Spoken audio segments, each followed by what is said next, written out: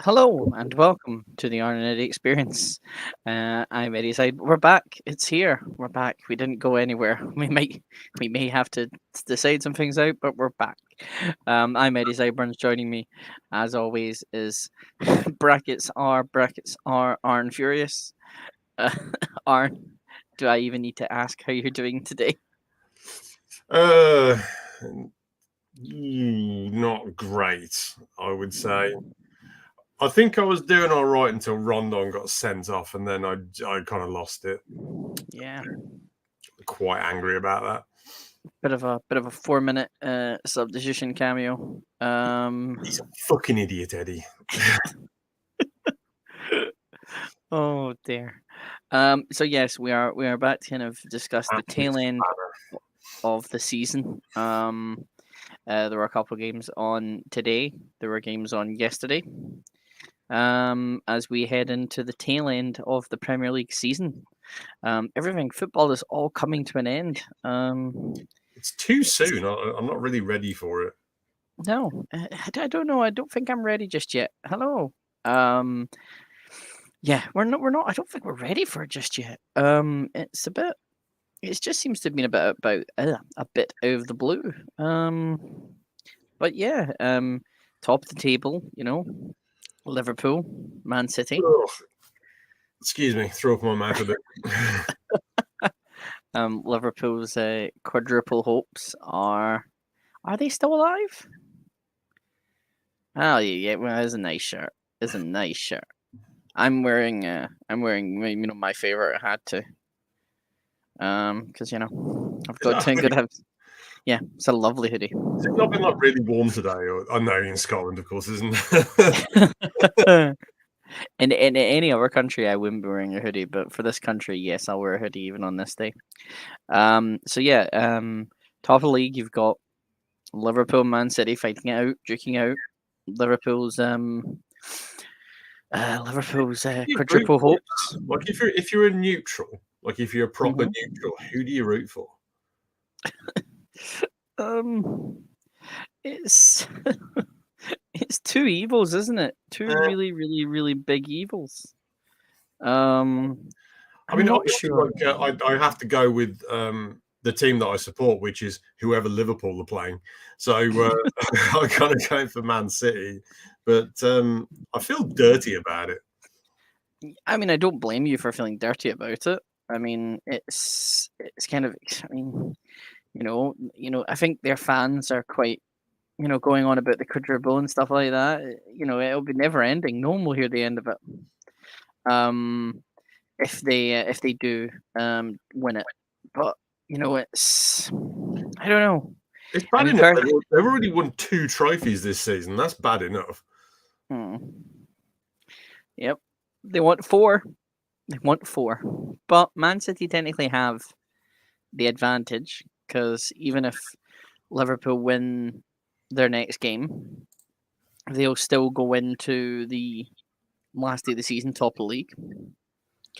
Salah has been injured, or we don't know what happened to Salah during the FA Cup final, but he's. Before we talk about the FA Cup final, I didn't watch it at all because I was at work. I haven't watched any of the highlights, but apparently it was crap anyway, so I'm not really bothered. There was a penalty shootout again, but it was less funny than the Carabao Cup one. Yeah, So yeah. I mean, I was at a gender reveal party and getting my hair done, so I didn't really take any consideration of the FA Cup. Both got fresh trims, so it's all good. Ah, yes. Um, I mean, I kind of wanted Chelsea to win for our mate Kier. I kind of just wanted, him to have something, but Jurgen and his angry bunch of men had to go and win. But Salah's potentially now injured, so as a Real Madrid fan, that might be quite enjoyable for me because he won't get his revenge as he's whining on about. Man of quality, Um, Eddie Sideburns. oh yeah, the only thing I could probably be cancelled for is Royal Madrid. being a Galactico fan. Hala Madrid. They're currently playing at the moment. But yeah, let's let's Do you you want, know. do you So want to they talk said, about it? So if you want to talk title race, do you want to talk about the Man City game from today? Because I watched that. yeah, I watched Um, I didn't expect them to be that bad in the first half, it. even though like at least one of the goals was basically against the run of play. Mm-hmm.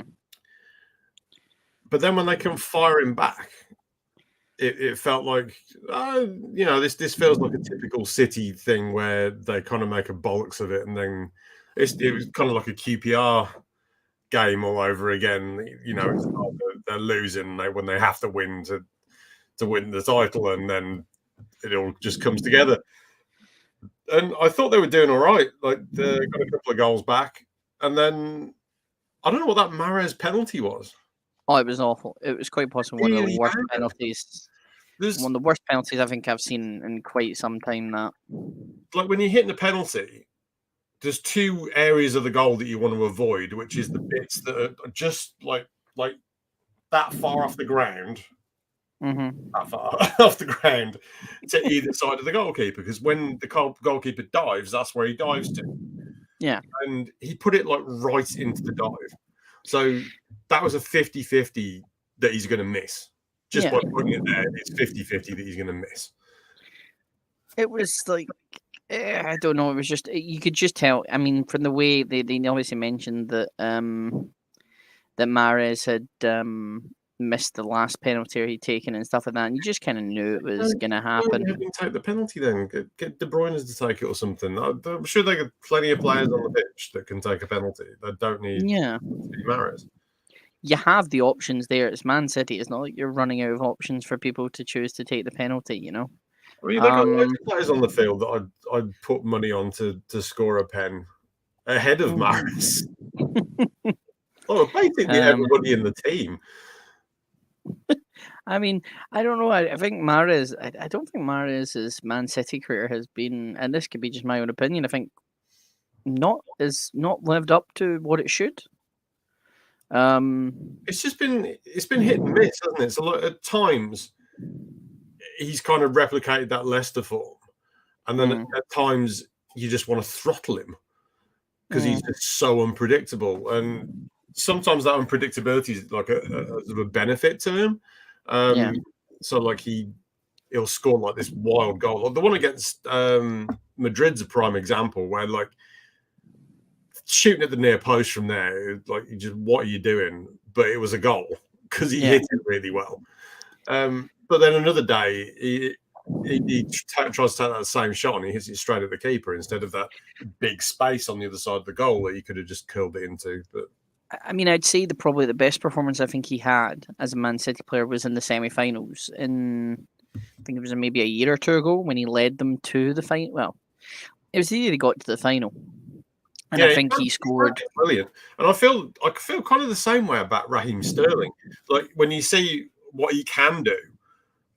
He has flashes of it this season where he's picked the ball up, he's taken on 2 or 3 players and like he's in the box and causing problems.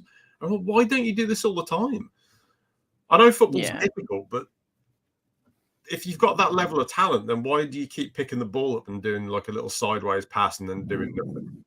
Which is, I feel like Grealish is the same as well. I think their wide players have had issues this season, which is why Mahrez hasn't looked as bad as he probably should have done. Because like he's at least doing something when he picks the ball up, even if it's like not consistent. I mean, when they signed him, it felt like an instance of like a team signing, like in Scottish football terms, like a Celtic or Rangers signing a player from another team in the SPFL who looks good, so they're not playing, so they're not getting enough game time as much. Because I remember when he signed from Leicester, who won the title. What was the last non-old firm team to win the title in Scotland? Probably, oh god, I would say probably Aberdeen under Alex Ferguson. I would. I can't. In terms of the Scottish Premier League, isn't it? I'm going to check that while we're talking. It was kind of that way, but then the thing was, at the end of it, in the end of his, I think the first season, there were rumours that he was, potentially going to be sold on because he wasn't getting enough game time. I think And you get a lot of that with Man City though, because it's such a competitive team in terms of getting into the starting 11. Like Bernardo Silva was supposed to be off at the start of the season. He's been a key component in this team. But I can't imagine that a Man City team with him not in it in some capacity, just because he's been so good this season. Whereas like last year he wasn't. yeah. I think they were just playing him in a weird position, like for him. But you just haven't seen it from him before. And then this season he's been great. Yeah, you were correct. It was Aberdeen 1984, 85. Then the year before that, it was Aberdeen, and then obviously 82, 83 was Dundee United. 83. So there we go. What a season. Yeah, I mean, we can't just all talk about West Ham, about Man City. West Ham played phenomenally with Jared Bowen. It was just kind of the second half where. Second half of the collapse. Jared Bowen, I don't know why Jared Bowen has not been called up for England yet. It seems a bit suspect. I think he's going to. The concern for West Ham would be if somebody comes a call in for him in the summer, because like he's had a really good season. The whole team has played well. Like this West Ham team has completely like overperformed all season. And they've kind of struggled over the line a little bit, but some of the players out there have, Declan Rice is the one that gets the most attention. But there's half a dozen players in that squad that have been terrific. Yeah, Ben Rahama, Bowen, Souček. Souček in particular, I think. There's some great, and they've shown attacks. They're showing the attacking football has been great from them. They've made all the way to the the semis of the European UEFA Cup, Europa League. So it's clearly one of them. We're not going to talk about that, or that final. But yeah, Kufal's header was fantastic. If it was the other way, great finish. Yeah, they don't have any trouble scoring goals. Look at that bullet header. Yeah, and I mean. It's very interesting. I mean, I think West Ham are currently, if they'd won, they would win above United. They're now 2 points behind United. I think they've secured they've secured Conference League football, or they're going to get to Europe. They've got 56 points, so they're currently sitting pretty in 7th. I can't just put the thing up. So yes, you can. So I'm quite, if they get European football, it'll be, they're getting European football. It just depends on what one. And then maybe Bowen decides to stay for another season. Yeah, I mean, with West Ham, with the Premier League in general, there is a lure to bring in players from overseas who you couldn't get if you're not in this division. So it is definitely an opportunity for West Ham to kick on, I think, in the way that it was for Leicester. And Leicester did invest really well, but for some reason it's just not come off for them this season. But it's not been a complete disaster, because you can see them there on the table. They're in 9th. They've not had a collapse or anything. They've not struggled against relegation like the likes of Everton and Leeds have. So it's been all right for them. But then you got to look at this table here, and you got to look at Villa have got a bit of money to spend. Newcastle have got a lot of money to spend. You have to think they're going to move up the table next season. And that top 7 is going to be an absolute war. It's going to be extremely difficult to get that spot. So if West Ham kick on in the summer and improve their squad, they've got a better chance of retaining that place. And I'd be really worried if I was Man United fan at the moment, because look at where they are. I mean, currently 6th position, 58 points. They've got a rebuild coming. Again, another rebuild. I feel like they've been rebuilding for years, though. No, they've been rebuilding since Alex Ferguson left. They've just not been. There's too many prima donnas in that team. There's too many, the likes of the Pogbas and Ronaldos who want to make it all about them. Pogba's probably on his way. We know Pogba's going. I would not be surprised if Ronaldo goes next. I mean, he scored enough goals. Yes, they're currently in the position they are with him. But the thing with Ronaldo is, where does he go? Because you need to get his money off the books, and this is the reason why he's at Man United, is because Juventus was sick of having to pay him like £500,000 a week just to turn up and be Ronaldo. They felt they could do better without him. They haven't, but that's besides the point. They at least have him off their wage bill. That's the main thing. Yeah, so they can start to rebuild. But and that's a team that's struggling at the moment. Juventus and in Serie A, it's not one. It's not been a great season for them. I think they're not going to win a single thing this year. So good. It's the thing with them. I think you got to look at it like Brighton as well under Graham Potter and Brentford. I would be worried if I was them. Yeah, they're going to have their players probably poached. You look at where they are in the table. They've had a great season, but then you look at what's going on at the top of the table, and it's all the big clubs. There's no plucky little underdog in there. Like, as close as you've got is West Ham in 7th, and it's Man City, Liverpool, Chelsea, Tottenham, Arsenal. It's the 6 teams with the most money. Yeah, I know Newcastle have got a bunch of money, but these are the traditional richest teams in the country, and they're just sat on top of the table, and it's going to be very hard to break into that.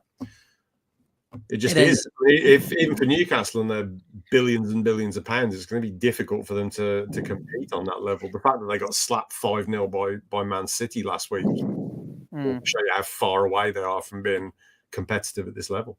And Howe's got to, when they spend that money, they have to be careful. They have to make sure that the signings they are signing are right. They cannot just go out of the gates and start spending, money on players just because of the names, and just because on the odd occasion they'll maybe come up and do 1 or 2 good things a game, 3 or 4 games, and then that's it. The good news for Newcastle fans already is that this team, compared to the team at the start of the season, is already significantly better. At the start of the season, I had them to go down. Yeah, I think I think you had them go down. Yeah, I did. Yeah, I picked them to go down. Without that Saudi blood money, I think Newcastle would have struggled to stay in this division, because you look at the teams that are struggling below them, Everton, Leeds, and Burnley. At the start of the season, I think all of them were better than Newcastle. Well, Burnley weren't, but Burnley have gotten better over the course of the season. But Newcastle have just gotten better. Yeah, they've spent money to do that. They've brought a good manager in who knows the league, and they've then he signed the right players that they need. Very simple. Bruno's been a good signing for them. If we talk, so obviously the the Man City West Ham game happened today. Yeah. I didn't see any of Wolves versus Norwich City or Watford versus Leicester. Tottenham versus Burnley I did watch. It was quite a spicy game in terms of Burnley and Spurs players not really getting along. Kevin Friend gave a penalty after an Ashley Barnes handball, which was very debatable. Yeah, I said to you earlier that I thought it was soft. But it's I think a lot of people thought it was soft. I think the reason why I thought it was that soft is because the distance between like where he was and the ball, and it's not like he was doing this, like his arm was up like that because he just jumped. So like his arm's coming down and the ball's coming up. So I feel like there has to be some kind of level of logic in there somewhere where you go like, well, he's not done that on purpose, has he? No. And Harry Kane then went on to show them show Riyad Mahrez how penalties should be done, even though that was before Mahrez should have probably been watching that game to see how penalties would have been taken. See, that's the thing with the penalty taker. All I want from them is to pick a corner, either the bottom corners, top corners. Pick a corner and hit it in the corner, and don't change your mind. That's all I want from a penalty taker. So Harry Kane very rarely misses because he picks a corner and he smashes the ball into that corner. Yeah. And he did that expertly. It was bang in the corner. There's no getting that. Even if the keeper dives that way, he's going to find that extremely hard to save. Whereas like the Mahrez one, it was good height. And too easy for him. And Tottenham under Conte, It's working. Tottenham had a really good January. We didn't get to talk about it very much because our schedule was all over the place in January. Because But COVID got involved and everyone was all mixed up. yeah, it didn't go well. But if we yeah, look at Tottenham, you know, he seems to have got the right players in and the right players out. Yeah, he brought a couple of really good players in. They're playing football at a very exciting tempo. Mm-hmm. I feel that they are set up to do well. I'm not sure if they're better than Arsenal at the moment, but then, I mean, if anything, the North London derby shows that Tottenham were better than Arsenal. Here we go. On the night. Exactly what I was saying. It's the sheer method of taking penalties. If you hit well enough into a corner, it takes the keeper completely out of the equation. Absolutely. And then you raise your hand like that, and you run off. I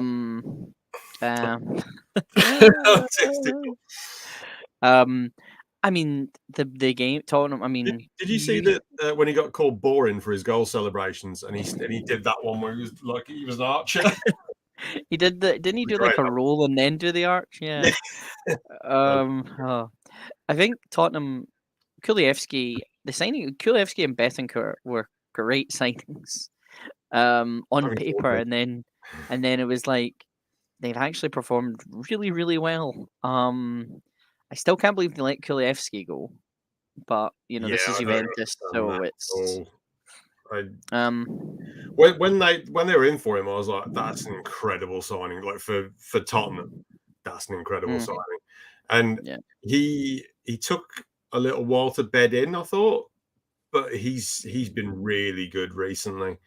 Didn't get to do much today because he was on the bench, but he's a really good player. Is it permanent? I think they've got the option. It's another loan where they have the option of permanent, I believe. Definitely get him if they can get him in. Definitely. Oh, the fact he's even signed for them at the moment and is not playing for. I think they're going to sign him for 24.9 million in the summer. I feel like and I think he signed for Juventus for about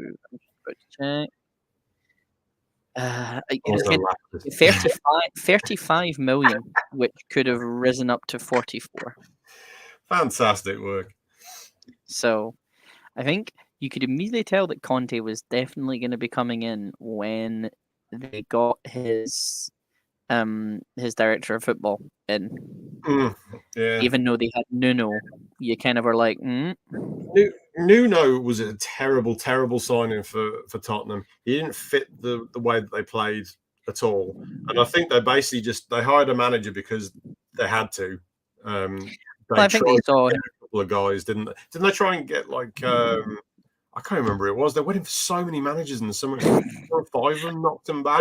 And then they ended up with no don't go anyone else. They went in for Conte. They went in for Gattuso, which I thought Gattuso would have been great. So funny. They went in for they finally went on Nuno because I think they'd seen how Nuno had been playing or how Nuno had them at Wolves and obviously clearly enjoyed that. But yeah, that was just hilarious when that whole summer went. And you didn't know who was going to be the Spurs manager. Yeah, it was funny. It was funny until Conte came in, and now they're 4th. So yeah, now he's laughing. There's been rumors. There's been rumors that he's going to be leaving. Apparently, I mean, I think that stemmed from like he did a post-match interview, and I think he was all emotional about losing a game, and he was like, maybe I'm not the right man for the job. But I don't think they'd be insane if they let him go. And that this is not a club that just lets people go. Ask Harry Kane. It's a case of that he would have to get a substantial payout anyway to go. I think it's a case of they want him there. Yeah, I think the rumor started when, obviously, where else but Paris Saint-Germain and Pochettino again. Another rumor came about that Poch was going to leave. And PSG were going to be like, because you Damn didn't it. win us the Champions League, it's not good enough. Just get Zidane Um, in, you bunch of star fuckers. Oh God. So Tottenham versus Arsenal is the battle of who gets fourth. Mm. I think Tottenham will do it. Arsenal have a tricky task coming up against Newcastle. I'm just going to pull fixtures up just so we can see what's coming up. Newcastle versus Arsenal. Newcastle away for Arsenal, and Arsenal last day of the season have got Everton. That's an interesting one. Arsenal will be hoping that Everton beat Palace. Because if Everton beat Palace, they'll turn up with nothing to play for. We were talking about this before we went on air, but Everton's got a lot of injuries. Yep. They basically don't have any central defenders at the moment. So if they turn up at Emirates last day of the season and they're knackered and they're emotionally screwed because they've had a hard season and they've just barely stayed up by the skin of the teeth, I think Arsenal will thrash them. I think it could be 5 or 6-0. But if they're still fighting for that point that they need to stay up, or maybe then they need a win to stay up, I don't know. Yeah, it's going to be one of those. So it really just depends. So Newcastle versus Arsenal. I think Newcastle is going to be difficult because St James's Park, they've been in good form. Yes, they had the hiccup to Man City, but I do think this could be a good challenge. It's another good shout. Yeah. Arsenal in fifth is the biggest condemnation of the gulf underneath the top six. They've been shocking for large swathes of the season. Listen, this is just all this is all just for the Amazon TV cameras, Lindsay, because as we all know, All or Nothing, the Mikel Arteta story, is this year. I've been defending Arsenal this season, and I didn't think they were that. They've had really bad days, but I feel like everything that they're doing has like a long-term focus. So it's like they're going from A to B to C, and there's a logical progression of what they're doing. Whereas, say, Man United's recruitment is like, I'm bleeding, let's stick a plaster over it. Oh no, I'm bleeding somewhere else now with a plaster. I've run out of plasters. I haven't got defensive midfield plaster. I mean, so they've signed youth players to begin with to put them in the squad, like with Nuno Tavares and I believe. Sambi Lakonga is quite young still, isn't he? 22. Yeah, I thought he was a really good signing, Albert Sambi Lakonga, but he's not really played that much. Then Ben White for the 50 million, and then Martin Odegaard properly. That has been the Arsenal narrative for quite some time, but I feel like it feels like it's actually coming together now, which is why they're sat like in a reasonable place in the league instead of way off the pace. Although you are right about there being a gulf after the first 6 teams. It's just a lot of the teams that were supposed to do well. Like we were talking Aston Villa pre-season and saying that Villa's got a chance this year. That they've spent well. They've brought in some decent players, and we were even talking about Everton being all right, even though Benitez had come in. It was like, well, they played well last year. What could possibly go wrong? Yeah, and Leeds under Bielsa, we were saying they should be all right, and West Ham could kick on, and Leicester should have a decent season, but none of them have. They've all been like way below the big teams. And I think that's a long-term problem for the Premier League, is trying to establish teams that could actually compete in that top strata. There's just been a level. This season has been level. Every team, I think, has been inconsistent at some point.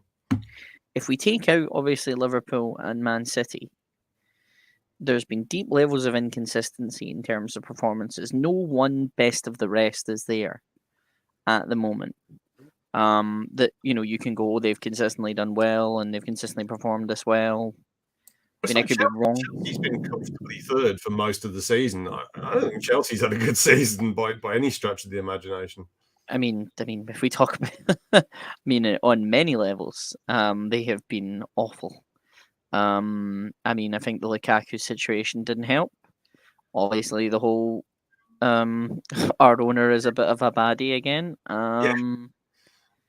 They were 2-1. I think they were 2-0 against Wolves, and then Wolves came back to draw it 2-2. That's the immediate. That's how poor that. Yeah, I saw Kieran. He wasn't happy about it. I'm not surprised. But they are Um, comfortably the third best team in the league. mhm. And then you've got Tottenham and Arsenal, and no, you haven't. You haven't got Man United at all. They're crap. So you've got Tottenham and Arsenal scrapping out for the last Champions League place. And if you told me that pre-season, I would have been shocked. Yeah. Not so much about Arsenal, because I felt that Arsenal had a plan in place, but the fact that Tottenham are there is completely down to them bringing Conte in and the changes that they've made during the season. Because pre-season, they looked in trouble. Look at the Kane saga and how Yeah. bad Harry Kane was at the start of the season. They were not in the right frame of mind to start a new campaign. They And did the right thing. They did the right thing getting rid of him when they did, because it was November time. And that's when Everton should have sacked Benitez. and that's when, because they'd lost 3-0 to United, they'd lost 1-0 to West Ham. They had put on some decent performances, but they had lost 3-0 to Chelsea and 3-1 to Arsenal. And then it was like, right, we need an overhaul. And then, Conte comes in, they draw with Liverpool, they beat Man City. They, they did quite well. And they've not the losses. Yeah, the losses have been a little bit shocking, like the one to Southampton and the one to Wolves, and the one to Brighton. But they're performing well. You can see them kicking on. To be Yeah, honest with you, especially if they finish fourth, you can see them kicking on. fourth is definitely in their reach, though. Shall we move on to the relegation battle? Let's. So, in today's relegation battle games, Leeds. It took them to the 92nd minute. I still find that, and they drew with Brighton. And then the major game. If I was a Leeds fan, I would be looking at that fixture and thinking, we can win that. Mm-hmm. Because Brighton's got nothing to play for. The season's over. They're coasting over the finishing line. They've had a good year. Not great, but they've had a good year. And they just, really, they just didn't turn up. It took them a while to turn up, because they were all over them, and I think they just weren't finding their chances, weren't being taken. But getting a stoppage time winner, a draw, they'll take very much so, especially with how Burnley performed and how Everton performed. It was actually quite successful for Leeds, because they got a point. Burnley and Everton need a win. Obviously, Crystal Palace, we discussed this. If they win it, Crystal Palace, that's them safe, technically. Yeah, I mean, it would be, because they'd have 39 points. So that'd be like 5 more than Burnley, 4 more than Leeds. Burnley themselves playing the same night they're playing at Villa. So they need to win that, really, if they've got any chance of getting in. So basically, everybody needs to win. Yes. They need to win. So whoever doesn't win is going down. Yeah, and I'm pretty sure it'll probably be Burnley. Yeah, I mean, I'm a little sad about that, because I like Burnley. Like, as a football club, I really enjoyed. I went there early in the season, had a really nice time with Burnley. But they're just not good enough, are they? They've had a couple of squeaks where they've escaped over the past couple of years, and they've ended up quite comfortable.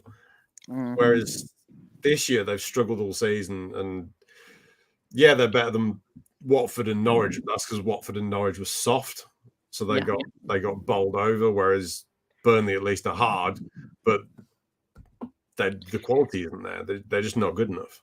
There's some decent players in there. Like, as I said, it could have been a lot more goals conceded against Spurs if it hadn't been for Nick Pope. Yeah, he's a good keeper. I don't think he'll be at Burnley next year unless they somehow make it out of this. And he's such a good keeper that he's 10th on the list of clean sheets with 9 of them. And yet he's in the team that's potentially going to get relegated. Solid stat. So, it's... I mean, you look at their squad, the Burnley squad, no one jumps out at me.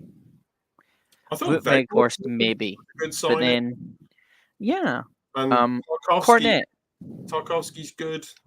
Well, But there's not. Tarkovsky's off to Newcastle. Cornet will probably get sold.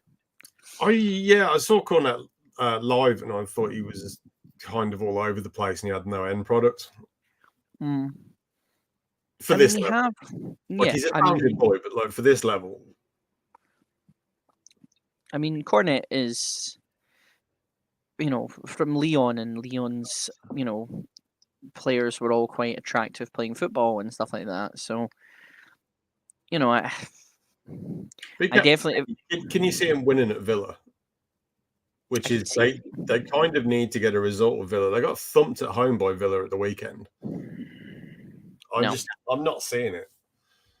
I I think mean, look Villa at. are just a much better team. Well, now that they have had, they have had their issues, Villa, but Yeah. But when you look at the 1-11 Villa versus Burnley, I don't think there's any Burnley player that gets in there. I don't even think Nick Pope would get in there because Emi Martinez is so good.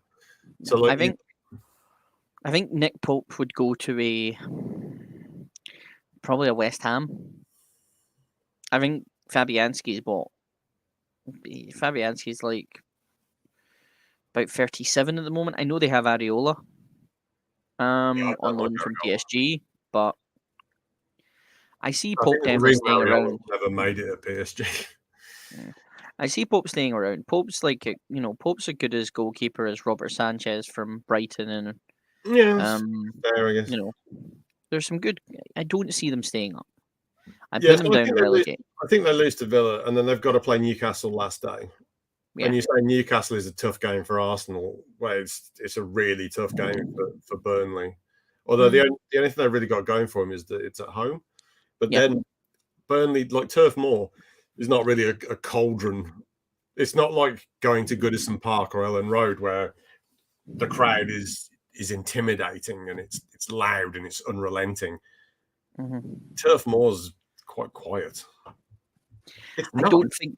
I don't think it has passion though. It's Yeah, one of my favorite grounds, but Burnley's a really small place, yeah, so you don't have. It's like of any community, there's going to be like a chunk of football supporters, and you have like a percentage of them who are going to be like proper like nuts about the team, yeah. like proper ultras. Well, Burnley isn't that big, so Mm. they have a lot of fans like local, but the mix is different. They're just all really passionate about the club, but they're not like the nutters that you get at Everton and Leeds. You get some absolute nutters in there because they've got like the top Mm. percentage out of their fans from like Liverpool and Leeds, but those are much bigger cities. Burnley is small; it's very small. I think that they sacked Dyche very late. I don't even know if that's a good decision. Them sacking Dyche to be fair. I think it was either make the change a long time ago around Christmas, or just don't change it at all. I don't see what Yeah, it's done getting rid of him now. and now you've Although got Burnley have picked up a Michael. few Yeah, points for him. but it's leaving them with now Mike Jackson and Ben Mee. And that just doesn't seem, appealing because Jackson's last job was at Tranmere Rovers. Mm, Ben Mee's currently part of the playing staff. I just don't think doing that is a good idea. no, I don't think so. I don't think it was a good idea at all. But then they did get like 3 wins after Yeah. that. They beat Watford, they beat Wolves, and they beat Southampton. Although Southampton are on the beach, Wolves are basically on the beach now as well because they can't get anywhere. They're just stuck in mid-table obscurity. Neves Mhm. is off. It's basically over for this current Wolves team. They're going to have to rebuild a little bit in the summer. So, yeah, We now move on to the final team, Leeds. 30 Leeds, yeah. Well, Leeds' last game is Brentford away, Hmm. which if it was Brentford at home, I'd say Leeds would win that. Yeah.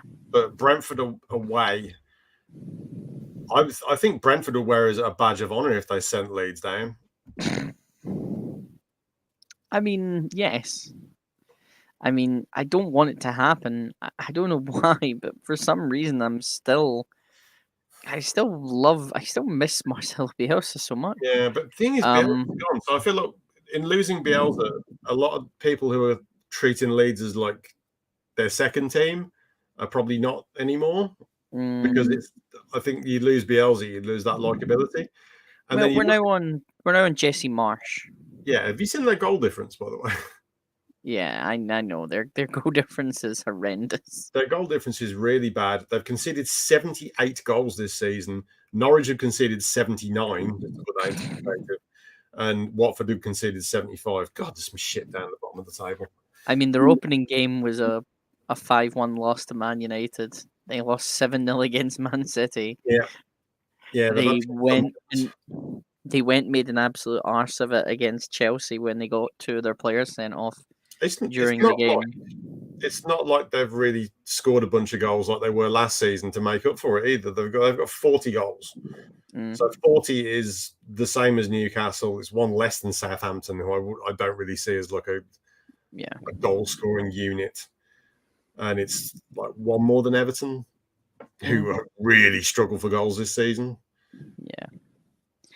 So I mean, the thing is though, they've got the likes of Rodrigo and they've got the likes of Rafinha. Yeah, they've got a good squad, Leeds, but they've had a lot of injury problems. So this is why Leeds and Everton are where they are. Both of them have had a lot of injury problems this season, which has really held them back. I think if they had half the injuries that they'd had, Leeds, they wouldn't be anywhere near the bottom three. I don't think, because I think that their squad, before you take the injury problems to one side, is far better than Burnley's.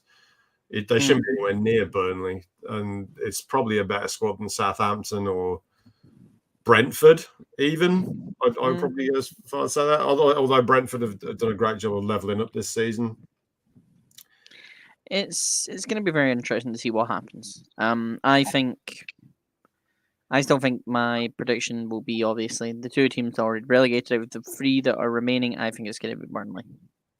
Yeah, even though Burnley have an extra game, so that they play twice as opposed to Leeds, who've only got one game left. But yeah, I think it's Burnley as well. Everton should be out of sight. They should have won today, and the only reason they didn't win is because they had so many defensive injuries that they had to play Jared Branthwaite with Mason Holgate. And Jared's a very talented young lad, but asking this, and he is tall, he's a big guy, ask him to play that high line and squeeze the space. Probably not a good idea when Ivan Toney's running in behind you, and that's why he got sent off. Because he got sent off, Everton got stuck defending all the second half, and they invited a load of pressure and they lost. So didn't help at all. No, not at all. And then the idiot Salman Rondon come on and get himself sent off as well towards the end. Not that that's going to make any difference, because I wouldn't pick him. I'd rather pick children. I'd rather have children go out there and play. Not even like the under 23s or whatever. I'd rather have the mascots playing than Salman Rondon. He's fucking useless. So let's move quickly on, because we will wrap up. Yes, but let's do a quick chat about the championship, the teams that are coming up. Okay. So we've got Tony Khan and Fulham. Tony Khan. Only to get sent straight back down again. It's wild how dominant they've been as well, because they've scored 106 goals in this division. Well, I mean, if you look at it, 43 of them were all belonging to a man who should not be playing in that league, but consistently decides to do so.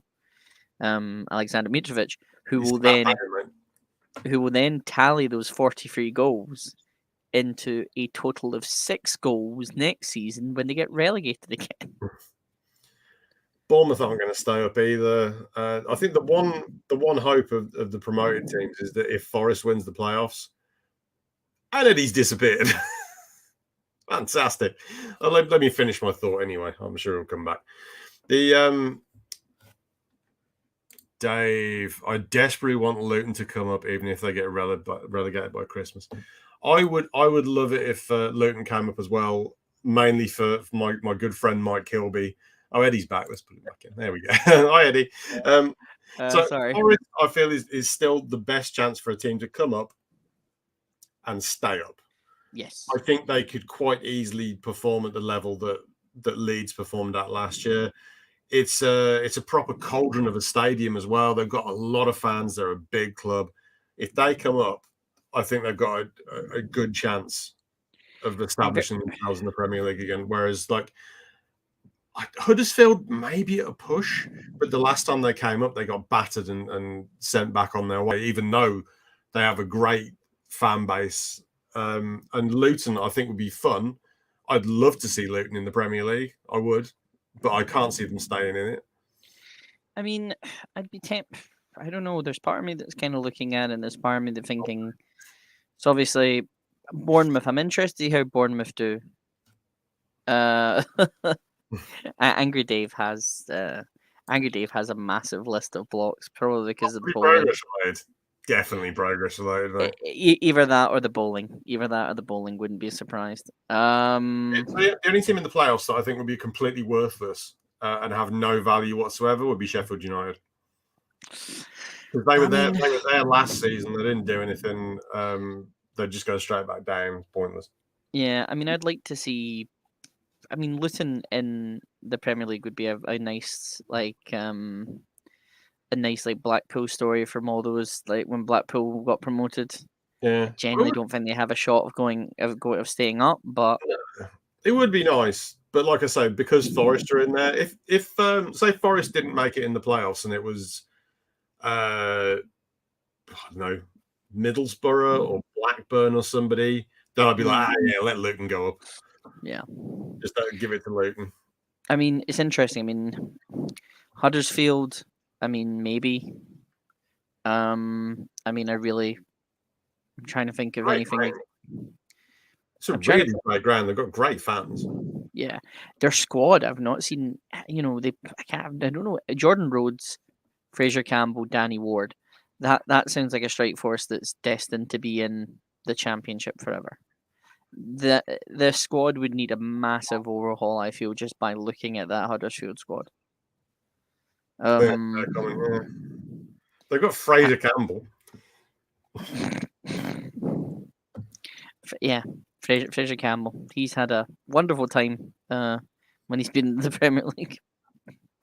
I don't know. I mean, I'd like to, I think it's going to be Nottingham Forest. Seems like the good shout. Probably would be them. Either way, I don't see any of those teams staying up if they go. Forest were in the relegation zone when I went to see them, and that was this season. Yeah. They sacked Chris Hughton. They replaced him with Steve Cooper, and Steve Cooper has done an unbelievable job at Forest. And we've seen Steve Cooper's done this job before, because he did the almost exact same job at Swansea. Just didn't get the promotion. Yeah, lost to Brentford in the final. Well, we'll see. We'll see what happens there. Patrick, a Huddersfield fan. Yeah, he is. So he'd probably be like, "Make it so." My mate Elle is also a Huddersfield fan, so like for him, I'd like to see them go up. But then they did go up and they came straight back down. So maybe it's time to give somebody else a shot. Yeah. Anyway, at least there won't be at least in the Championship, there was a definitive winner that didn't need to be having the title vacated because of people's interference. Like any other company, wrestling, but we digress. What a shit arse company, right? So yeah, I think. Do you want to touch on League? Do you want to touch on League One as well? Or? Yeah, let's do it. Why not? We've got time. Yeah, League One. You got Wigan and Rotherham coming up. Can't say I was thrilled with either of them, to be honest. Yeah, I mean, Championship's going to be interesting that season, but then again, the Championship's it's a difficult league to get out of. Yeah, it's a very difficult league, Championship. So, Wigan, good on them. They've had a little bit of a. Wigan are okay. Mm-hmm. I don't massively object to Wigan going up. Rotherham were there before, and I don't think they're good enough for that level. At least MK Dons aren't going up. That's the one positive. No MK Dons. It's either going to be Sunderland or Wickham. So as funny though it would be if Sunderland lost, Sunderland are way too good to be in League One. As a club, they are absolutely massive. They've got an unbelievable fan base. It's criminal that they've been in League One for as long as they have. So for me, it's got to be Sunderland coming up. Ian Hamilton, Sunderland are going to win. It'd be great if they got back. I started rewatching Sunderland Till I Die. There's not going to be a third season at the moment, or a fourth. Yeah, I think they've given up on it before they actually get promoted. But then this season, if they make it to the playoff final and lose to Wickham, that's peak Sunderland Till I Die, isn't it? That's absolutely peak. The Akin Fenwa retirement. I hope he scores. Beating. I love Eddie. Great. He's great. I loved how he displaced who he played for before, AFC Wimbledon, and then he beat he consigned AFC Wimbledon to relegation. I'm glad. I mean, as far as like AFC Wimbledon, if you want, Wickham to win, because it'd be nice for Akinfenwa, but Sunderland, they've already been, they had their chance when they went up to the Championship, and it was just, no offense, they were just a team that was getting battered every week. So I mean, Sunderland will offer something. I think they will. Well, yeah, I mean, it depends on what the ownership does more than anything. The ownership needs to be the right ownership. And I think they're finding themselves in a bit of a battle over who actually owns the club. So, there's ownership's been a real problem for them. Yeah. That's why they're down there. It's not really been the footballing side of things as much as it has been the ownership side of things steering the football side of things in the wrong direction. So. Yeah. I mean, if a lad born in the year of 1997 leads and owns this club to promotion and back into the Championship and then into the Premier League, I think I would just like shudder and question everything as you do as well. Oh my God. Yes. Do you want to do League Two? Sure. Let's take a let's go. Shufty at League Two. We're calling on the fly, lads. Calling on the fly. The most stunning thing about League Two is that I've watched Forest Green Rovers play this season, and they are shite. Sorry for any Watford fans in the speaking as a Swindon fan, sorting out ownership can have a massive effect on performance. Yeah, it really has for Swindon this season. Yeah, they've really turned the corner, because they've been on the slippery slope for a while, Swindon, and it's nice to see them performing. As Port Vale as well, I'm really happy to see Port Vale doing well, and Mansfield. They're just good clubs with good fan bases. The Forest Green Rovers guy getting the job, and then winning the league, and then buggering off to to Watford. It is quite hilarious. I saw him getting. He was being paraded around. He's going to get sacked. The ground. He's get sacked in 6 months, probably less than that. I mean, he's going to get replaced by. I went through 3 managers this season, and Claudio Ranieri was there. Roy Hodgson was there. Like, what hope is it? Rob Edwards? What hope's he got? Rob Edwards, yeah. He's going to be replaced by. He's going to get sacked by November. Igor Tudor, who was a manager of Udinese, or maybe Massimo Odo. 6 senior pros on the books pre-season. I remember reading that at the start of the season, because it was Swindon and Derby was the other one they just didn't have any players like pre-season. So for Swindon to kind of turn that around, that's pretty impressive. My only memorable moments of Swindon Town, and Lindsay might get a bit mad if I mention them. I mentioned these moments was when they were on Can't Pay, Will Take Away. And I'm pretty sure when DeCanio was the manager of Swindon, right? I'm not making that up. I'm pretty sure he was. Swindon. I remember when DeCanio was So when DeCanio was the manager of Swindon, and when they were on Can't Pay, We'll Take It Away. So I'm glad they're doing well now. Really happy. Forest Green Rovers, yeah. I mean, I just find it funny that he's now jumped from like League One, or from being promoted from League Two to League One, all the way to the Championship. I just think that's bold. And they've got a player called Harry McCurdy. I like that already. So that's good enough for me to get on the Swindon bandwagon, I guess. The best thing Ed about was the that too was the ridiculous swing in goal difference on the last day, where Bristol Rovers won 7-0 and just edged Northampton into the Oh playoff. yeah, that That was was amazing. unbelievable. Although I hate Bristol, but that's just because of Joey Barton. Canyon Not prime wages in League One, which is quite well. France going to have to sell everyone. Yeah, was it Matt Ritchie that was the one that went that's why he quit? yeah. I feel that was what it was. They sold somebody, and he was like, It was Matt Ritchie, yeah, and then they brought in Kevin McDonald, who was I think he had normally just had spells as like caretaker. The Charlie Austin was sold to Bristol Rovers. The amount of players that Swindon had, yeah. goodness me. When you say Bristol Rovers, I'm not particularly thrilled about Joey Barton. Nah, Joey Barton can go fuck himself. I like the club. Mm. That's how I prefer Bristol Rovers to Bristol City, but Yeah, he put a clause in his Forest Green contract to say he could go to a Championship club for free. I think he's a former coach of Watford, hence he's in there. But like, does he not know? has he not read the news? Has he not seen the fact that these fuckers decide to just go, oh, we don't like you, bring in Zisco.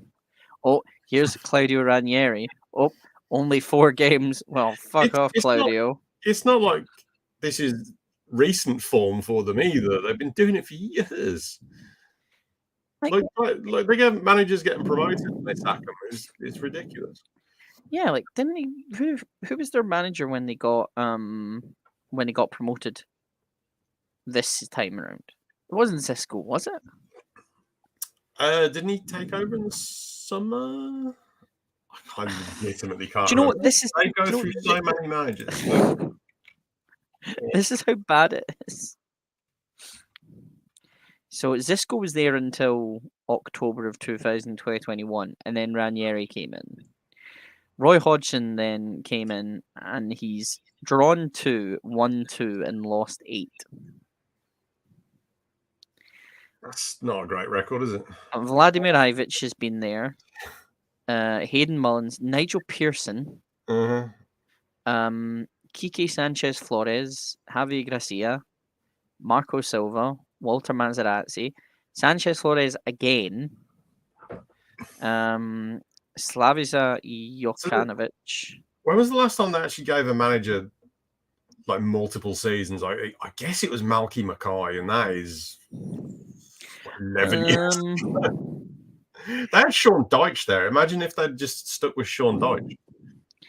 I mean, potentially Slavija Jokanovic maybe got 2 seasons. Or maybe didn't. No. Ugh, this team. Watford are one of those teams that you would just happily say fuck off. Jokanovic got promoted and then he went. I knew there was one. This is now just become an anti-Watford podcast. Yeah, fuck off.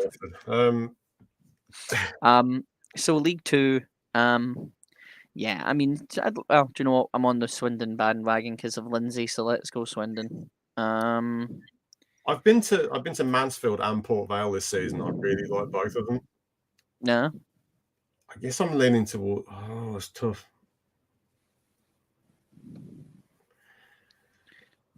I think I want Mansfield to go up. I had a really nice time at Mansfield. You can't just make a decision. Well, I mean, technically, you can make a decision based on where you feel fucking comfortable with. Well, you got a shout out anyway. I'm like, sorry. I'll go to Swindon next season and I'll report back. So currently, yes, see, there we go. So we have the National League was finished today. or at least the It was. league format was finished with Stockport County going up. Galazzo Dan was there. He took videos of the pitch invasion. I'm happy with Stockport. They will go up. I think we're all pretty clear it's probably going to be Wrexham who go up. It would be funny if Wrexham lost in the playoffs, and my personal preference is for Notts County. I really like Notts County. They're a good football club. They're well run. It was genuinely lovely going there when I went there this season. I mean, we'll say that Wrexham are the team to beat at the moment. I can't believe Solihull Moors finished third. Solihull Moors. Wrexham had an awful day today. They lost 3-0 to 8th place Dagenham and Redbridge. They could have taken it to, a very interesting. Now they've got Wrexham now have Phil Parkinson as manager. So, and their shirt sponsor is TikTok because of course. But yeah, so I think if they don't go up through the playoffs, they'll probably win the league next year. Because you look at the teams that have come down, Oldham have serious owner problems, and Scunthorpe are done. Scunthorpe in this division, I'm looking at the teams in this division thinking they might finish around 15th, maybe. They're not going to finish anywhere near the top. Like Torquay finished 11th in the National League this season. Torquay are a decent side. Yeah. I can't see Scunthorpe are a crap side. They're going to really, really struggle. And if you're listening, sorry, Carl, no offense. Just telling it like it is. Yeah. I don't have a personal vendetta against Scunthorpe. I'm just saying that you drop into the non-league, into the National League, it's really hard to get back out because there's only one automatic spot and you got one playoff spot. In my opinion, it should be 4 down. I mean, Yeovil finished 12th, didn't they? Yeah. And is that their first season there? Or is their second? I don't know. COVID kind of ruined my sense of how long. Also, because I play Football Manager, I can never remember who's been where in the league. Oh, okay. In Scotland, things happened. We'll wrap this up. In Scotland, things happened. Celtic won the league. At a canter. They basically went 30 games and didn't lose, and Rangers just dropped points. Business as usual. The shock would be that the only shock would be that the top 6 didn't have Aberdeen or Hibs in it. But both of them have, had managerial changes and stuff just didn't go well. Yeah, Aberdeen's had a bad season. Yeah, Aberdeen only having a bad season. Oh yeah, an utterly bad standard. Celtic now places below Ross County. Yes. But the top 6 was first Celtic, second Rangers, Hearts at a canter at third. Yeah, I kind of want Hearts to at least push a little bit and compete with the Old Firm. Would be nice. Or obviously, preferably Dundee United, but like you just want somebody to put a challenge in. Yeah. Anyone really, just somebody get in there and do something, anything. You want one season where the cards change, but it's difficult. The thing is, earlier in the season we did a thing where I pulled up the finances, and it's like the finances of Celtic and Rangers. It's like the finances of those two teams versus everybody else is like if the Premier League had like Liverpool, Man United, and then a bunch of like League Two teams in it. That's basically what it is. Like nobody has got anywhere near the money that they need to compete with Celtic and Rangers. Not even close. They don't have the fan base. They don't have the merch. They don't have the stadium. That nobody has anything to compete with Celtic and Rangers, and I don't think it's ever going to change, which is a bit sad. It's going to be a while. It's going to be a while before we get someone who maybe comes in and decides to invest a numerous amount of money that they can compared to You likes the need Celtic somebody Rangers. stupid money to take over like a club and Yep. just buy a load of great players and just hope for the best. Yep. And even then, it's going to be hard. Yep. Fourth place was Dundee United. So we're going to the Europa Conference League, as I tweeted. Europa Conference League, shag my arse. Yes, we're going. Motherwell in 5th and Ross County in 6th. And then the bottom 6 was, I've not even checked. The only fun story is that Dundee FC have been relegated. How does that relegation bit work? Because there's like a. So, there is. So if you look at the Scottish League in the moment. Oh right, so St Johnstone basically has a playoff against whoever's won the. So yeah, so St Johnstone will go in to play Inverness Cali Thistle in the relegation playoff. I'm sad Arbroath isn't coming up. Oh, don't! They lost that penalty share, and I think everyone's been heartbroken since. Because Arbroath, the idea of seeing that stadium on telly in games would have just been hilarious. So on my list of stadiums that I want to go to, like Arbroath is pretty near the top. It's definitely top of the Scottish stadiums that I want to go to. So when I do my yearly trip up to Scotland, that's one on my bucket list. I really want to go to Arbroath. We will go. We will definitely get you there. Right by the Millsea. Yep. But yeah. So just quickly, and then we will wrap up. Table ended 7th place Livingston, 8th place Hibernian, 9th St Mirren, 10th Aberdeen, 11th St Johnstone, and 12th Dundee FC went down. So bye bye. Maybe going, not hiring Mark McGee. Maybe decide that's maybe not a good idea to begin with, and then play it from there. But yeah, we will be back on next Sunday. Next Sunday. Yes. So we're going to watch final day of the season, and then we're going to come on here and hopefully I'm not in tears. And then we will be taking another break, because what we will do is, obviously, as you can probably tell, our schedules and our kind of we're basically as inconsistent as many Premier League football teams. So what we want to do is we want to basically take a break, have a look, kind of formulate a plan for next season. There will be some preseason stuff we'll do. We do have some plugs for other things that will potentially be coming out quite soon for other things that we've been invited to do. Tell them we're going to review that movie again. And we, as always, we will be reviewing at some point, and I will force Arn and me to sit down and watch this. We will be reviewing Ali McCoist in A Shot at Glory. I watched it. I watched the movie. So I know, but we're just going to watch it again together, and then we can talk about it. Okay.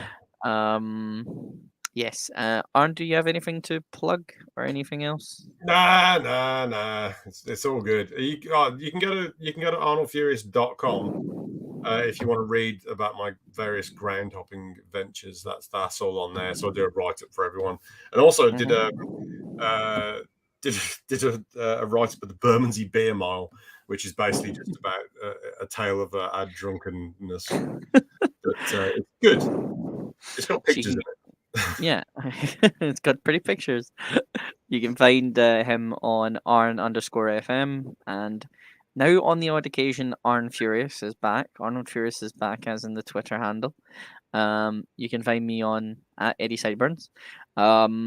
We did a podcast with the guys from Grapple, Benno and JP. JP has been on our show before to talk about Arsenal, and we're going to probably get Benno on to talk about Everton at some point in stage in the future.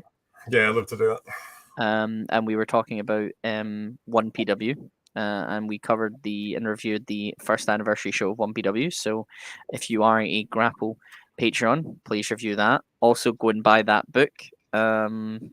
It's on Amazon, and the size of it, man. Available at all good books. It's enormous, isn't it? Look at it. Bigger than my head.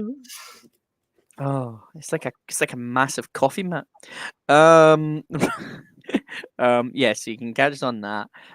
We are going, as I said, we need the break just so we can get the schedule because we want to keep doing this. We love this. It's genuinely some of the funnest stuff we've done. Arn will still be doing his podcast with Mike Kilby, Groundhoppers, that you can also find on the YouTube. If you haven't done so already, please like and subscribe. Do it all again as if you forget. I've been Eddie Sideburns. He's been Arn Furious. We will see you next week. Take care. Bye bye. Bye bye.